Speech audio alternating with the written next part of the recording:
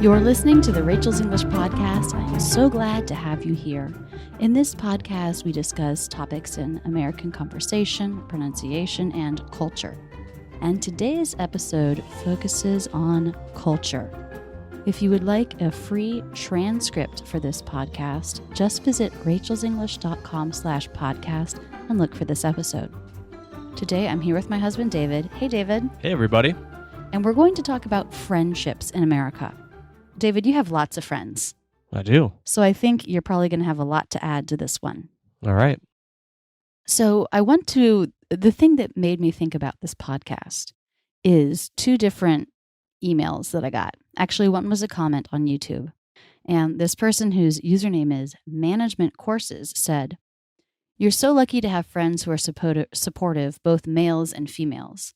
David, this was on a video that I made with Dave at the 4th of July when we were in Clark Park talking about 4th of July traditions. Right. Do you remember that video? Yeah, I do. I'll link to that video in the show notes, everybody. But it was me with a friend who's a man discussing what we like to do on the 4th of July.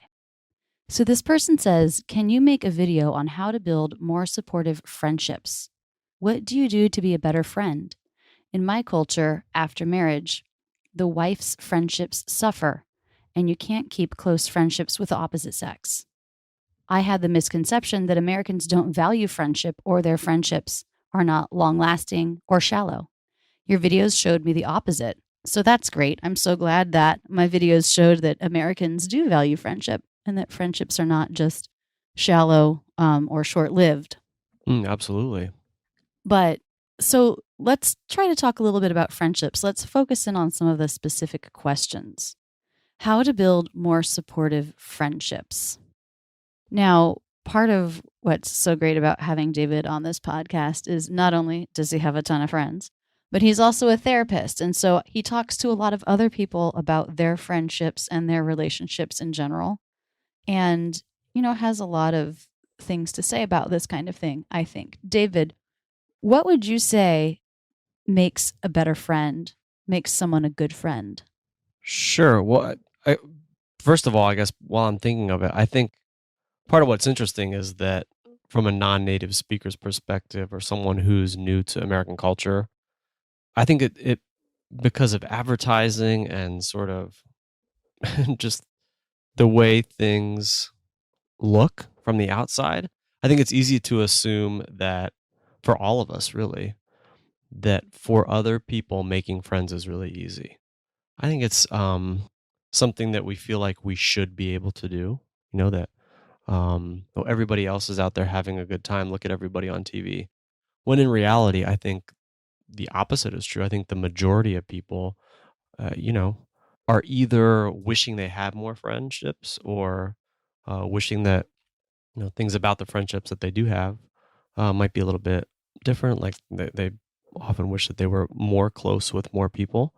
So I think that's the first thing that popped to mind is that, a lot of people, non-native speakers and native speakers alike, struggle with this, even though I don't think, I really appreciate the courage in the question because I don't think a lot of people bring this up. Yeah. No, it's a good point. As I'm sitting here listening to you talk about this, I'm thinking, I could definitely say that this is true of me living in Philadelphia. I've been here for 3 years now. And I'm definitely starting to make some friends that feel like really, really quality friendships. But I can't say that I've made any of those by myself. They're all friends that I made through David, that David already had established some sort of a relationship with. Like I haven't met somebody that I've turned into a friend, really, on my own. You've been connected to some friends of friends. Yeah. Also. That's always the in, right? When you move somewhere new, you look for connections you have to people that are there already. Yeah. But as far as, if you were moving to America to go to school or for a job or something where you didn't already have anyone established in that town or in that city, that would make it really hard to know where to start. And I think, for me, I could definitely say as an adult, 3 years into that experience, I don't really have people that I have met because I have been introduced to them in a way other than through someone I already knew. Yeah, I follow. Right. It's not easy. No, it's really not. But having said that, we do have good friends here, and it is true that Americans do value friendship, even though probably a lot of people might like to have more friends or more closer friendships than they have. Yeah, I think to answer that part of her question, absolutely. I think Americans very much value friendships. Of course, it looks different in all cultures, but I think also something in the comment is also true that it can be difficult when it is across gender. I mean, yes, your video with Dave at the park, it's a great video, and you guys are good friends, and it is not a big deal at all. Yeah. But I also think it's not uncommon for that to be, something that causes tension in Yeah. relationships in this country too. Complication.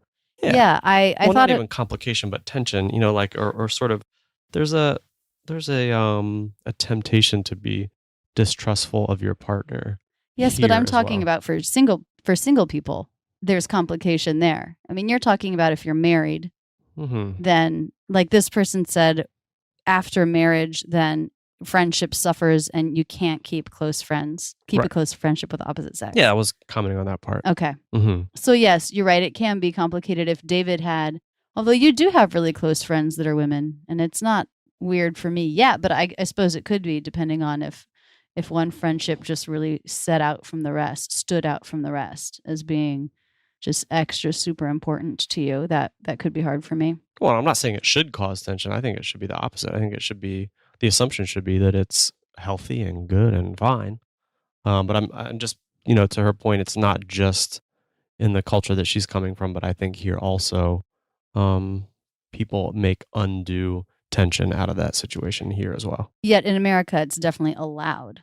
It's definitely not strange to have friends of the opposite sex after you've become married. Hmm. And it sounds like she might be saying it's really frowned upon in her culture. Hmm. But I do value, like we have a friend who was one of my friends. Now you've become really close with her, Renee. Hmm. And I love that you're so close with her Yeah. because, I love her too. Yeah. But yeah, I think that can be really special. I do think when you're single and you're friends with someone of the opposite sex who's also single, if that friendship gets really close, it can start to be complicated. People might be asking you a lot if there's something going on. And I just know from personal experience that at some point, you may need to have a conversation like, are we just friends or are we more than friends? Yeah. I see where you're going with this. Yeah. That's over more into, right. What's romantic and what's not. Actually, there was a Seinfeld episode. Do you remember, David, where they were talking about can men and women be friends? Mm-mm. And I think it was Seinfeld was saying, no, they can't be. They Oh, can't be real friends. They can't be friends where there's not any thought of romantic or physical attraction happening. okay. That was Seinfeld's take. I would disagree. I think you can Yes, have a friendship that exists totally outside of the romantic and the physical. I agree. Okay, but let's go back to the question: how to build more supportive friendships. I mean, I guess I would say if it's an issue of finding the people who you want to be friends with in the first place. I mean, I know that this has been an issue for me. How do I meet people? Hmm. When I think back on times when it was easy to meet people, it's like college where there was this set place and time where you were seeing people on a regular basis. How do you recreate that as an adult, no longer in school, outside of work? I mean, you could take a class. That's always a popular thing. Take a class, something where you're going to be seeing the same people over and over that you have a common interest with. Hmm. Right. I think one of the things that I suggest to people is, spend some time thinking about what are you most interested in? What are you most passionate about? What are you, what brings out the best side of you, your curious, engaged self? And then go find that out in the world somewhere where there are going to be other people who are also interested in that. So, in other words, sometimes people think they should take up a whole new interest in a class like I've never drawn before. So there's this part of my brain that goes, I should go take a drawing class. Well, actually, maybe that's not the best idea. go find something that you know is going to have you really, really energized and curious. Because I think then you're going to be meeting other people who are passionate about what you are, and it can make an easy bridge into some opening conversations. That's a good idea. A good point. Go with something you know you love already. Another thing is, I have a friend, Kara, who just has the personality for meeting people. She'll be on the subway and strike up a conversation. She'll be checking out at a grocery store and she'll like make friends with people in line waiting to check out as well. And that's not my personality, but I mean, there's definitely something to be said for being outgoing and just saying, oh, hey, isn't this funny how whatever, starting a conversation. Right. Right. The temptation is to think, well, I need to make some friends. I have to go find some big, deep, meaningful friendships. When in reality, the only way to do that is to be always aware that you're sort of currently looking for friends and to strike up conversations because, we don't know who's going to actually be someone that we have a good connection with unless we actually are out there talking to lots of different people. Yeah, start small. hmm And I think in the US, it is very appropriate to strike up conversations. Strike up means to start, hmm and they can be sort of out of the blue. Now, we recently recorded a podcast where I was talking about how that's my pet peeve. hmm As an introvert, I just don't like having these kinds of conversations. But, don't let that stop you. If you're an extrovert or you're trying to make friends, just go ahead and start up conversations with people. You can comment on anything, something that's happening around you, or man, it's so hot today, isn't it? Or something like that. Or you could say to someone, oh, I love your jacket. Compliment them in some way, engage them in conversation. hmm Um, yeah, and just, for me that would really be pushing myself, but for some people it's not. But okay, so we've talked about ways where you can try to start friendships. hmm And we've established that we think Americans are open to people striking up conversation with them. Yeah, for the most part. Mhm. I mean, I think also for better or for worse, for people like yourself who are an introvert, it's also very appropriate in this country to the phrase is to blow people off or to be just pretty disinterested if someone tries to strike up a conversation with you. So, you have to kind of know that half or maybe even more than that of the conversations that you try to strike up with people are going to be kind of disinterested, maybe not make eye contact with you and quickly wrap up the conversation. And that's totally appropriate socially as well. That's called, giving a subtle social cue that, actually I don't really want to talk right now. Thanks, but no thanks on your offer of a conversation. Um, people aren't going to come out and say, please stop talking to me. Right. But They'll it's just drop hints. drop hints. Yeah. And don't let that discourage you. That just means that person wasn't in the mood that day, but you can definitely keep trying, and you may find that you find someone who's also in the mood to strike up a conversation or make a friend. Another thing is where you're living, try to explore the places around there. If you find a local restaurant or coffee shop or park, go there to try to strike up these conversations, because then you're very likely going to be talking to people who live around you or have the same interests as you. hmm And that's happened to you and I a couple times during the last year and a half since Stoney's been born. Going to the play space and other areas around our house. When you see the same person 3 or 4 times in a row, even without having said anything, you then kind of have an idea that, oh, this person is going to be here on a regular basis. And it makes it easy then to go up and say hello because it gives you a way to say, hey, I noticed you guys have been here a couple of the same times that I have. It's sort of a bridge into starting a conversation. Now, let's talk about going up and saying hello. If, English isn't your native language and you sometimes have a hard time understanding Americans, that could really stop somebody from doing that. That could really be a mental block. Yeah, I think that that's right. And I guess what I would say there is, don't assume that the person isn't willing to try to help you figure out conversation. Some people may not be interested in trying to help you understand them, trying to say things a couple different ways. But other people may be very interested. Oh, who is this person who's from somewhere else, who's chosen to come here? So Yeah, just keep trying, and not every person you talk to is going to be open to who you are, but you'll probably find somebody eventually who is. And I think another tip too is when you initiate the conversation, it gives you the opportunity to go first.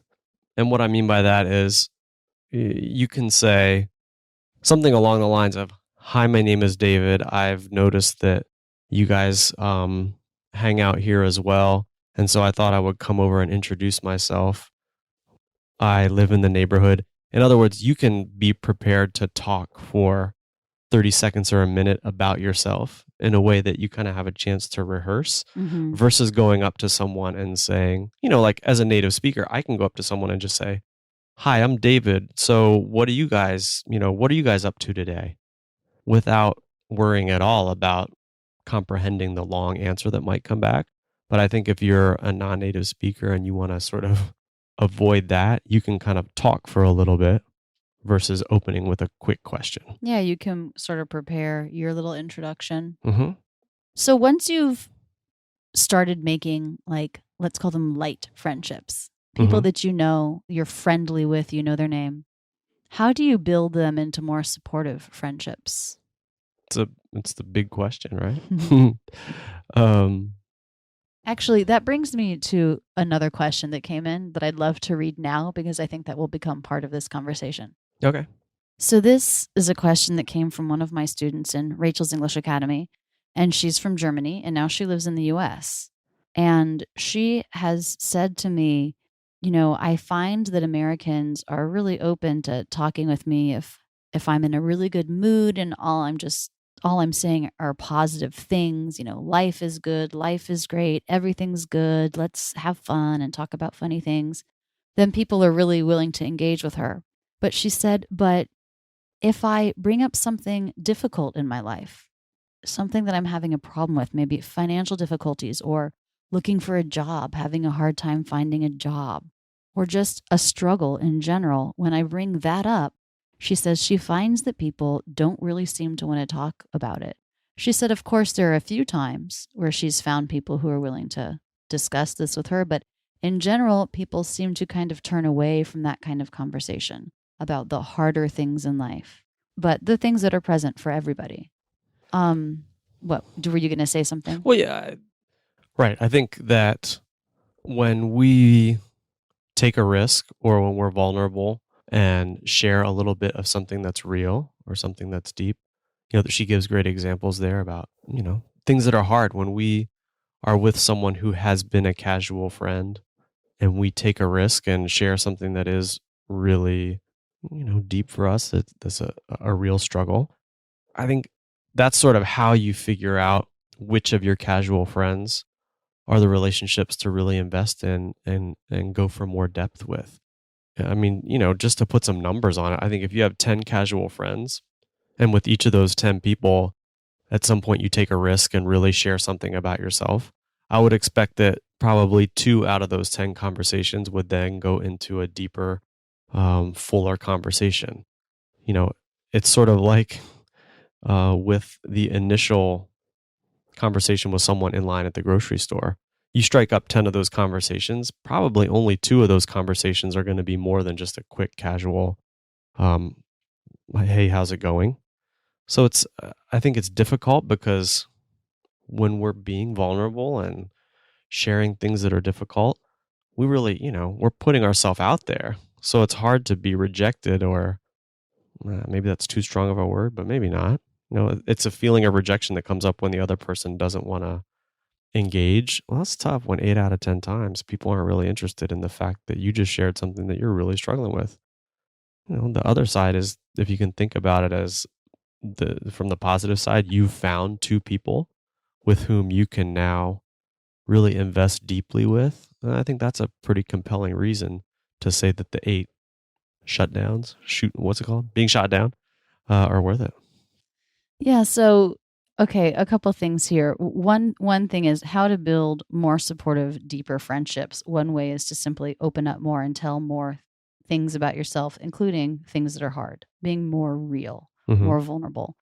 Um, and then David's talking about, when you try to deepen a friendship by doing that, there's maybe a very good chance that that person is not ready to have that kind of a friendship with you and is just going to kind of find a way to change the subject of the conversation. Right. But a couple will likely be willing to be more receptive to that. Mm-hmm.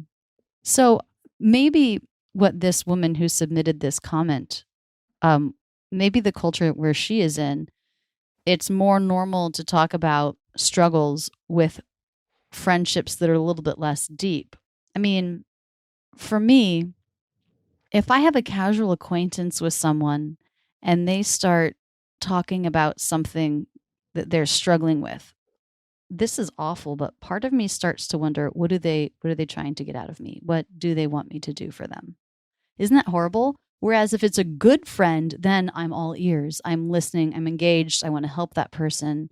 You know, I want to be there for that person. I want to help him or her fix whatever is wrong. But if it's someone I don't really know and they start talking about what's difficult in their life, I find that I don't really know what to do with that. And I start to think, why are they telling me this? Do you ever feel that? I mean, how do you? I guess it depends on how you're defining an acquaintance. But David's looking at me Well, like he maybe doesn't agree. I think no, not that I don't agree. I think that what's coming up for you in those moments is your discomfort and your disinterest in taking that relationship to a deeper place. I mean, again, I would focus on the 2 out of 10 times when it does feel right. You know, Yeah. I don't think we can spend a ton of time examining the 8 out of 10, but I think your energy is much better spent on those 2 out of 10 times when somebody that is a casual friend to you opens up and starts sharing with you and you're kind of like, "Oh, wow, we're going there. Okay. I wasn't expecting this, but all right. Okay, I'm listening." So, one of the things that she had said was she feels like Americans only want to talk about positive things. And I guess what we are saying here is that that is probably true of acquaintances and people of a certain level of friendship. But once you are, spending more time with somebody and sharing more personal things with somebody and it's reciprocated, then that person will, I think, definitely be willing to talk about your struggles. I mean, Americans don't shy away from that. They just, I think, save that kind of conversation for someone that they have a very particular kind of relationship with. And so that conversation happening outside of a friendship that they feel is very deep probably feels awkward. And that, I think, might be where this person is feeling shut down. Yeah, and I think that you're right that is I'm sure it's lodged in cultural norms and is different from place to place, from culture to culture. But I think that that's exactly right. And part of what's hard is that there's no way to know where you are sort of with another person without testing it out. Right. And Like, then you either get shut down or the person's interested. yeah, you can try to assess and assess and assess in your mind. Like, well, they said this last time and I almost said something, but then I didn't. And I wonder if that you can go around and around in circles for hours and hours about whether or not this person is someone who you should take a risk with, or you can just go for it. And sort of that takes major courage. But if you can get yourself to know that, hey, you know what, 8 out of 10 times it may not go well, but it's worth it because those 2 out of 10 times where it does go well are really, really worth it to me. So I'm gonna go for it. Yeah, that's where you start building the real friendships. And actually, I think one way that you can test the waters, that is try something out with somebody. Let's say you've met them a couple times, they're an acquaintance, you maybe consider them a friend. Rather than opening up about yourself and saying something that you're struggling with or something that's hard for you to deal with, you can ask that person a question Hmm. and then see how they respond. Do they go deep with their answer or do they just sort of give a light surfacey answer? Then that's a clue. Okay, this person isn't ready to talk about these more important things with me, or this person is ready. That's a really good point. That thought had crossed my mind earlier, and I'm glad you brought it up. Yeah, So, absolutely. what would be an example of a kind of question that someone could ask an acquaintance slash light new friend in order to see, oh, like, how can I try to take this friendship deeper? Yeah, I think a couple things. I mean, one of the things is to say something that you noticed and ask about it. Like, Um, I noticed last time we were hanging out that you didn't mention how your husband's doing. Is everything going okay with you guys? mm-hmm. Um, or even just how is blank going, even if you have no idea if it's going to involve a good answer or a bad answer.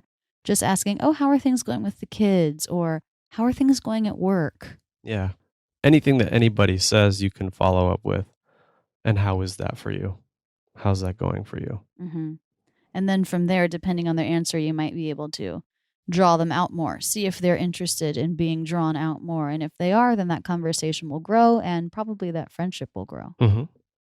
I read an article several months ago now about a bunch of high schools that were accepting 1 year or 1 to 2 year international students have like from China. The article was focusing on Chinese students studying in American high schools. And the article was talking about how hard it is for these Chinese students to make friends in America. And I was like, gosh, of course. And part of it is in a high school situation, kids are using so much slang that these students are coming who studied English formally and they don't understand the general idea of conversation. Like they just can't keep up. Yeah. And I think that would be incredibly hard. And I think if you're in that situation, your only hope is to ask what people mean and probably be doing that a lot. And for a lot of people, that might be annoying and that might turn them off. But for a few people, they'll be willing to answer you. And then those are the people with whom I think you're going to start to develop a more real friendship. What do you think, David? Right. Exactly. Yep. I think that's exactly right. So, really, making friends and turning acquaintances into deeper friends is hugely an issue of putting yourself out there. That means taking a risk, Mm-hmm. being vulnerable. Mm-hmm. David, talk to me about some of your best friends, about how you met those people, where that friendship was nurtured.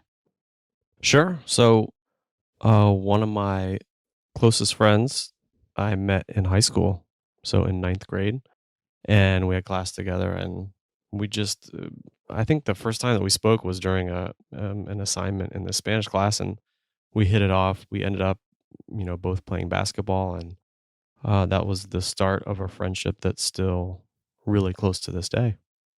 So, a friendship that carried through from childhood. Yeah. Hmm. Mm-hmm. Yeah, we would have been, how old are you in ninth grade? 15, I guess, when we met. Yeah. Yeah. 14, maybe. Okay. So that's one extreme. Mm-hmm. That's an example of a childhood friend. And then I guess sort of on the other end would be someone that I met about 7 years ago at work who, just from being at work together and having conversations there, realizing that, oh, you know what, we really get along well. And so then he and I started to hang out outside of work sometimes. And, you know, that ended up becoming a very close friendship. I was the officiant at their wedding, and we are, extremely close now and see each other a lot, even though we no longer work together. So that's someone who I met later in life who has become a very close friend as well.